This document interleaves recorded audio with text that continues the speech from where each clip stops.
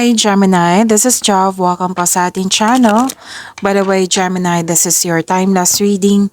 Gamitin ang reading na ito bilang gabay lamang. Kung naka-resonate kayo, comment down. Tandaan, Gemini, ito ay channel reading. Kunin nyo lang po kung ano ang naka-resonate sa iyo. This is for you, Gemini.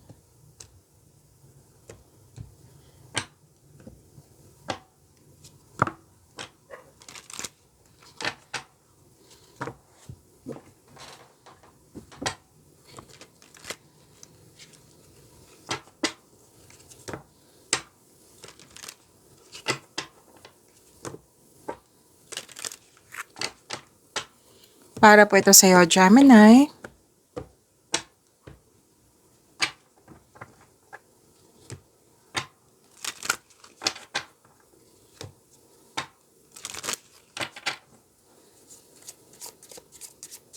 I need 2 cards po. Message po para kay Gemini.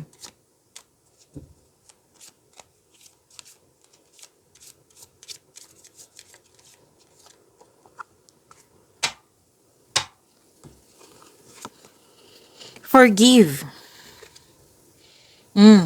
So this is forgiveness. Forgive yourself. Kung baka may naisip ka or may nagawa ngayon or may nangyari na sinisisi mo yung sarili mo. So forgive yourself. Pwede din may naalala kayo sa nakaraan na pwedeng ginawa ng tao sa'yo. May nasabi siya, may na nagawa siya na hindi mo nagustuhan. So, sinabi ng card dito, forgiveness ay kailangan. Forgive yourself, forgive this person, or forgive the situation. Okay? Kailangan yan kasi para magkaroon ka ng inner peace.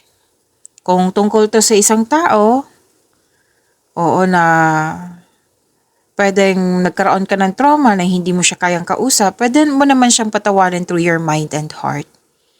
Gagawin mo ito para sa peace of mind mo. Okay? Na hindi kailangan ng kausapin. Patawarin mo siya through your mind and heart. Next message is stars. You can manifest your every wish. Wow.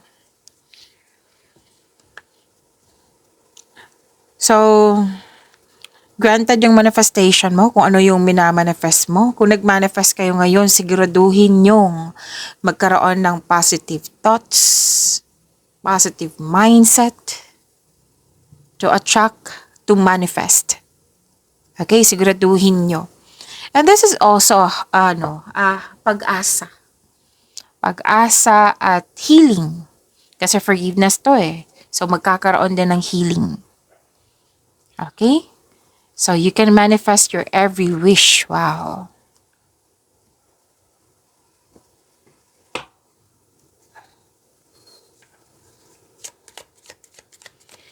Maraming salamat po sa inyong patuloy na suporta, sa mga nag-donate, sa mga hindi nag-skip ng ads. Maraming salamat po.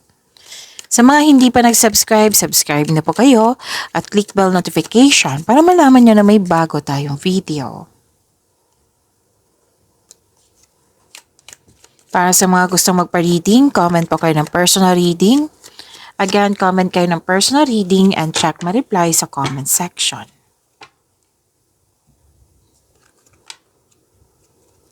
Gemini, mas lumawak yung ambisyon nyo sa buhay. Love is blooming. You love yourself more. Nagpaganda ka, nagpapogi ka. You love yourself more. Nagkaroon ka ng time for yourself. Pwede. Naging balanse na. Romance, attraction, and affection. May dumating na pwedeng bisita or kayo ang bisita. Or di kaya may dumating sa inyo, naka-receive kayo ng news or information. Or di kaya anong tawag dito? Opportunity. Nabibigyan mo ito ng agarang aksyon or reaksyon. Okay? Mag-ingat lang po kayo, sabi ng card, mag-ingat kayo sa temptation. Pwedeng temptation to sa isang bagay. Like for example, gusto mong bilhin. Nagsisave ka ng money tapos gusto mo siyang bilhin. So, pag-isipan ng mabuti. Pero then, natuklasan mo na may nagsinungaling sa'yo. Tapos, ingat din kayo kasi may kompetisyon eh. May nakita ko kompetisyon, rivalry, selos, inggit, tuso, mandaraya. Alam mo to, kung sino to. And pwede din na may tuto sa'yo or usapin tungkol sa third party or po ito ha. So, sabi ko sa inyo kanina na kunin nyo lang po kung ano yung naka-resonate sa'yo. Okay? Gemini. And may mapanin lang eh. Deception na tao. Oo. So, ingat na lang kayo. Alam mo kung sino ito. Kung wala yan, pwede din temptation. Gusto mong bumili ng bagay. O, na-tempt kayo. Pwede din, ano to? Sa mga committed, na-tempt kayo sa isang tao na committed na kayo. So, piliin niyo po yung inner peace kesa sakit ng ulo. Pwedeng concern to sa'yo. Pwedeng concern mo to sa isang tao. Okay?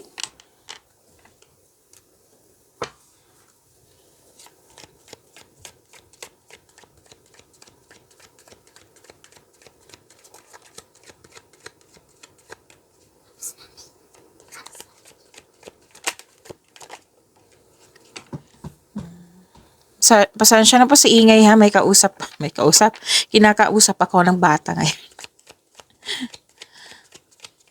Okay.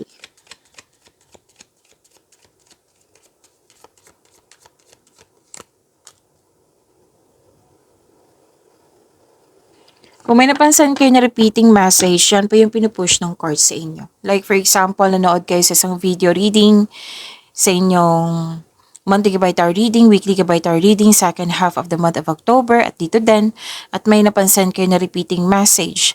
Yan po yung pinupush ng card sa inyo na kailangan yung bigyan ng atensyon, solusyon at aksyon kung maaari po. So na yung energy ni Gemini.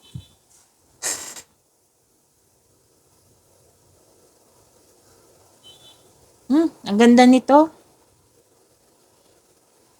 Maraming ideas. Alam niyo, gusto ko yung blessings na ideas. Kasi lahat nandyan eh. Like, sa mga sagot sa inyong mga katanungan, solusyon sa inyong problema. Yung ipapagawa sa iyo yun ng universe. At I consider this answered prayer also. Kasi ideas for me lang po ha, is an answered prayer din. Na tinutulungan ka ng, ina-assist ka ng universe para magkaroon ka ng kaunlaran. So, new ideas and clarity. Okay, sagot lang pa, mag-alcohol lang ako. This is also new beginnings. Actually, this is an air signs, Gemini, Libra, and Aquarius. Okay, nagkaroon ng determination. Marami kang ideas na agad mong binigyan ng aksyon para magkaroon ng maagang resulta. May magaganap na importanteng pag-uusap. Again, meron kang new ideas na agad mong binigyan na aksyon para magkaroon ng maagang resulta. May magaganap din na importanteng pag-uusap or confrontation sa isang tao. At ang advice ng card nyo dito na makinig kayo sa inyong intuition. Kasi alam nyo naman yung ginagawa ng intuition sa atin na gagabayan tayo kung ano yung susunod na hakbang patungo sa right path, patungo sa success. Okay? And napansin din ng mga ibang tao dyan na may improvement sa iyong communication skills. Napansin mo, napansin din nila.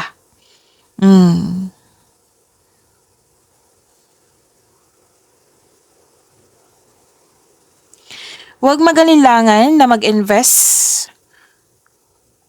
I think, invest sa maliligaw or nililigawan mo. Kasi ang nakikita ko dito sa mga single ha, may love life ka sa dito. Huwag magalinlangan na mag-invest sa bagong tao sa inyong buhay. Sabi ng yung card. Okay? And yun po, nagkaroon ng bagong insights and clarity kung paano pa i-improve, lalo na sa kaperahan mo, lalo na sa proyekto mo, sa mga ginagawa mo. And this is a go signal also sa mga may balak dyan na magnegosyo or mag-level up sa trabaho.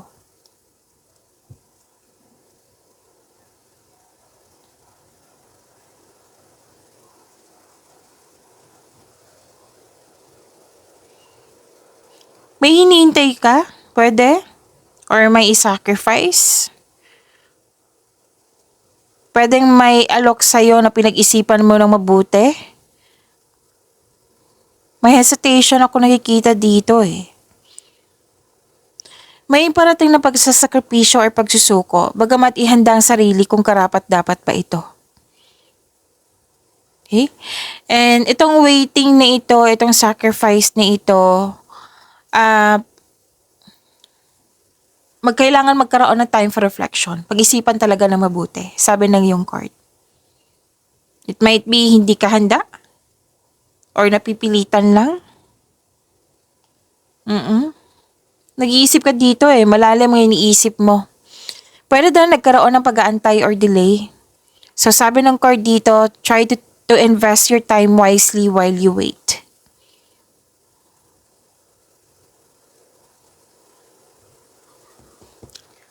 May iniisip ka dito. Energy kasi to, Gemini. Pwedeng sa personal life ba, sa love life, or sa career and money. Kasi nag-iisip ka dito eh, na worth it ba magstay? Kasi ilang years na. May nakita ko dito. So, pinag-isipan mo ng mabuti.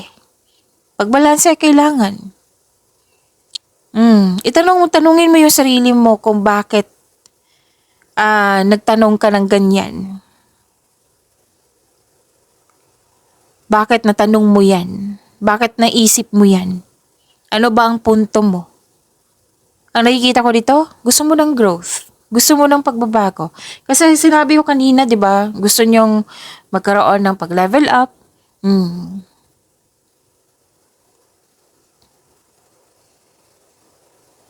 Kung nag-aantay ka ng job opportunity or kontrata, may process po. Kailangan po maghintay. Huwag mo daw kayo ma-frustrate. Instead, ma-frustrate, i-attract nyo to. Dumating ka na sa tamang panahon kasi kailangan kita. I-recite nyo. Kasi that is claiming eh.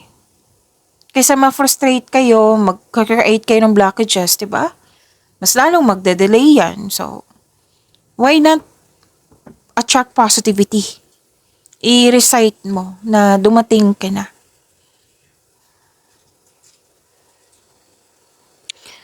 Huwag mo daw kayo magdesisyon agad na mag-invest sa isang bagay or sa isang tao or sa isang sitwasyon.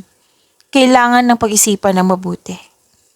Okay? Kailangan talaga ng time for reflection. Kung kailangan ba.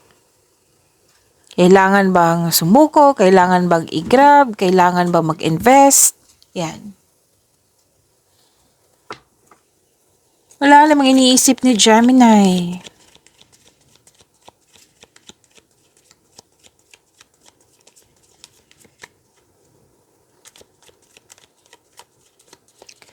Career and money ni Gemini.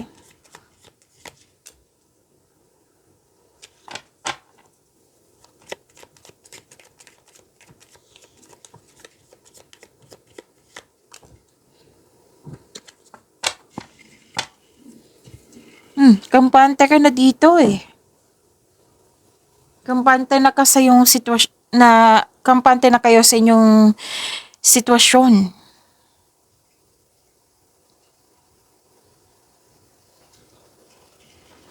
Still pa rin malalim ang iniisip mo. Kasi mas lumawak yung vision mo sa buhay eh. Nasa career and money na tayo, Gemini. Gumagawa ka ng logical na aksyon sa iyong mga layunin. Oo. Tapos, it might be may leadership role na binigay sa iyo. Na pinag-isipan mo ng mabuti kung tanggapin mo ba or hindi. Pwede din, okay, may sinabi kasi ang card nyo dito na magaling kayo sa mga ginagawa nyo. Magaling kayo na leader. Promotion. Nais mo ng promotion. May promotion ako nakikita dito. Pagtaas ng kita, sweldo, allowance, or ng iyong posisyon. Tapos ginagalang ka at kinikilala ka ng mga tao dyan. Kasi marami ka nang napatunayan. Marami ka nang nabigyan na yung kontribusyon. Okay? Kinikilala ka, ginagalang ka. Kasi may mga kontribusyon ka dyan. Kung may legal concern kayo, may mabuting balita po. Masusunod yun din yung gusto mo, oh. You have the authority, ginagamit mo ang katalinuhan mo, lohika para makamit ang tagumpay, gumagawa ka ng aksyon upang manindigan. Makinig din sa inyong intuition. This is a second card na nagsabi dito na makinig kayo sa inyong intuition, makinig kayo sa inyong, pagtiwala kayo sa inyong boses.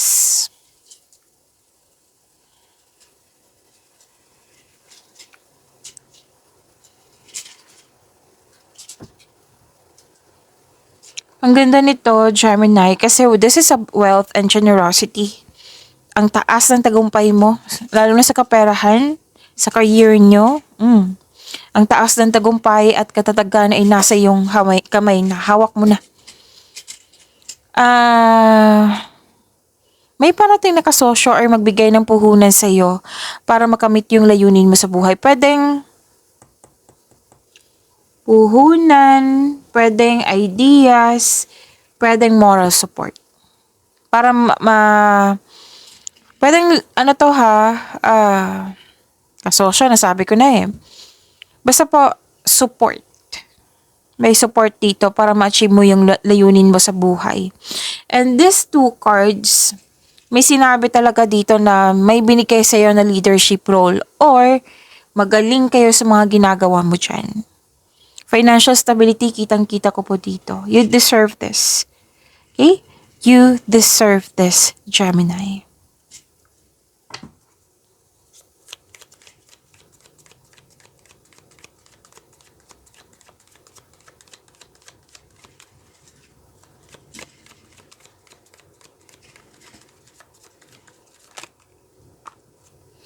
This is about your love life, self-love, partnership, and romance.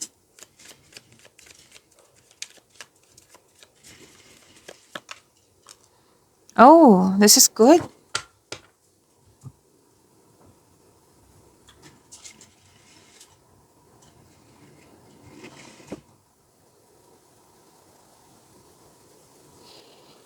Oh, okay.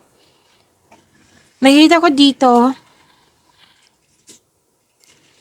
nagkaroon ng, okay. Para sa mga single, naging hard worker ka, at wala kayong sapat na time for yourself, to your family.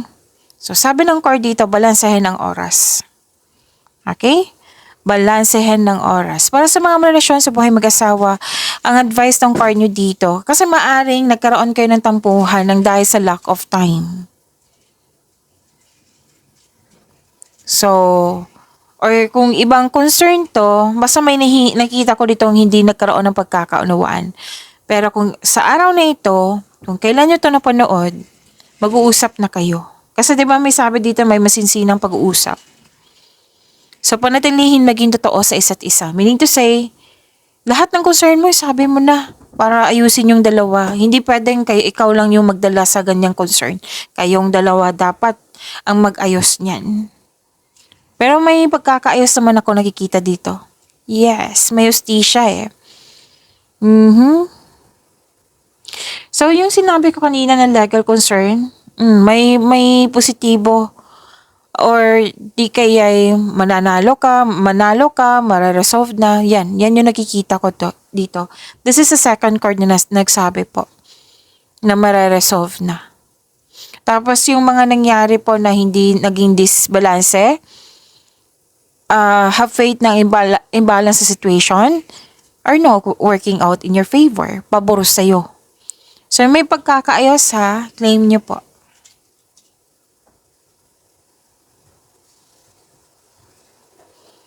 Nakikita ko dito na may matatanggap kang balita na may buntes or wedding. Maaari din may happy bonding kayo ng mga tao na malapit sa iyo. Pwede sa partner mo. Pwede sa mga kaibigan mo, sa family mo. Sa mga single, may balak kayong mag-beach outing. Kasi may body of water dito. Pwede din camp outing to escape everyday pressures. And kitang-kita ko yung happiness mo dito kasi may success, achievement na na nangyari, single ka man may relasyon sa buhay mag-asawa. Tapos, ang ganda kasi may about health dito na may improvement, naka-recover na, okay na, nagkaroon ng healing. Yes, like for example, may sugat ka the other day, ngayon gumaling na. Like for example, stress ka the other day, ngayon okay ka na. Basta may usapin tungkol sa health. Kasi ito ay magandang kalusugan eh. Kalusugan, recovery, healing, kaligayahan din at kaaya-ayang pakiramdam. Okay, so ang ganda, claim niyo po. Opo, so pag-imanin niyo po yung blessings na binigay sa inyo, Gemini. See you tomorrow. Maraming salamat po.